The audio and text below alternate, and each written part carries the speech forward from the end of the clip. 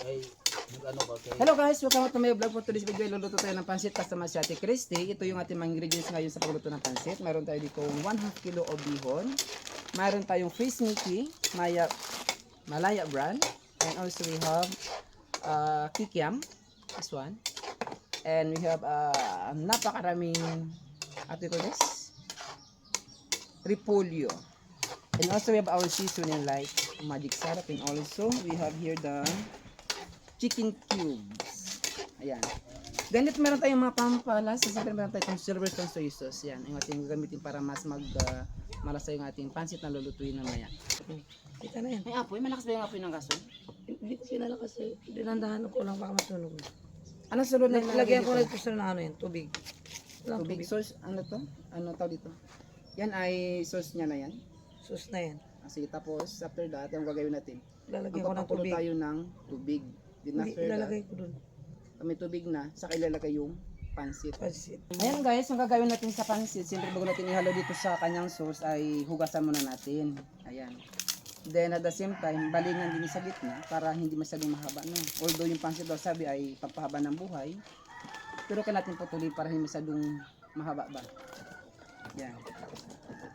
So kaya natin pakulay muna yung sauce, saka natin ito ihalo. No? Then ay ito yung ganito. Okay. Mamaya pa ito. Yung isunod natin dito muna. Ayan lang. Kasi ito madali lang. Ano ba siyang basta ginagawa? Basta ganito. Yung kaya dapat na basta guys para mas madali maluto.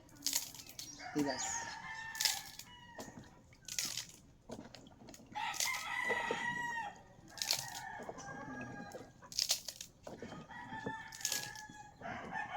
Kasi yan. Ayan na. Pwede na yan. Ito na siya guys. Look at this. Yan. Ihalo na natin. Ihalo na natin yan. Ilagay mo. Sa Christy, Saki, kay Ma'am Sam, kay Ma'am Jo, malaki-laki. Wala pala si Ma'am Jo dito. Hey Ma'am Jo, kay Ma'am Lainey, kay Guard. Ano na patang sobra? Ang dami. Sobra kanino. Ang dami. Guys, ang daming sobra sa pansit namin guys. Bisita. Sa bisitang Kung darating. mga bisita na darating mamaya sa piknikan natin sa beach. Ayan. So mamaya punta tayo ng beach. Sama kayo guys.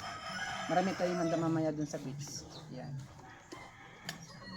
Yan. Pakulay So tigas natin. yun na yung bahala dyan kung anong gagawin natin sa pansit na nakahalo na sa kanyang sauce. Lagay mo dito. Tapos anuin mo. Yan. Ang kamay ko may ano. May. Ako yung nakabigyan, nakabigyan ni Kim, ito kang sa tubig. Ibigay mo kamay mo.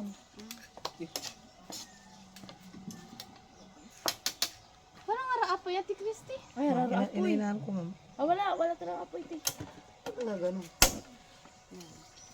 Ito na guys yung ating face making na ihalo sa pansit. So kalating hugasan. Para mas ano siya, mas malinis, no? Ayan. Charan! Then, ayan. Likod di pa.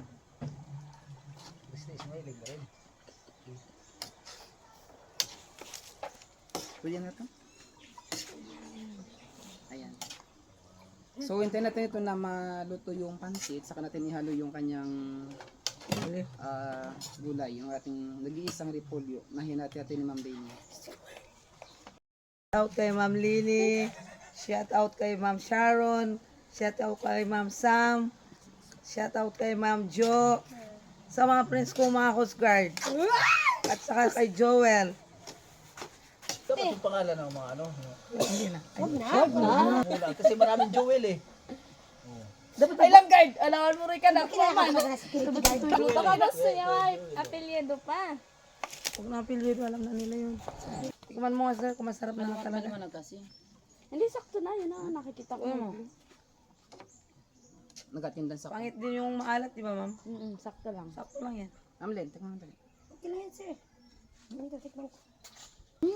Okay, simatin yung luto natin yung na pansit kung ito ba talaga ay masarap or kulang pa yung lasa niya. Yummy. May ako. Guys, basta masarap talaga pancit kasi guys. Ang sarap ng pancit niya, promise. Thank you for watching guys.